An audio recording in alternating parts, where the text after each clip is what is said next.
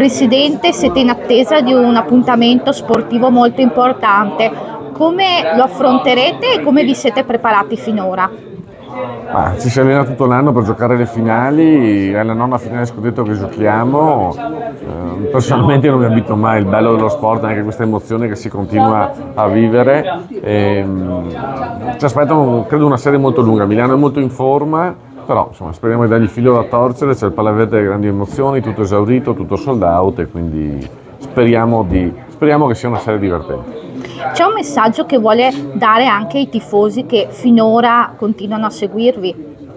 Ma io li ringrazio di cuore, siamo il palazzetto con l'indice di riempimento più alto d'Italia e uno tra i più alti d'Europa. Credo quest'anno faremo di nuovo il record europeo di pubblico nella pallavolo femminile. Questo è un risultato possibile grazie a tutta la nostra, ai nostri tifosi che ci sostengono, a tutti i nostri sostenitori. Io posso dirgli solamente grazie di continuare a seguirci, di continuare a sostenerci perché credo che sia veramente uno dei climi più belli che esistono, quello del Palaverde.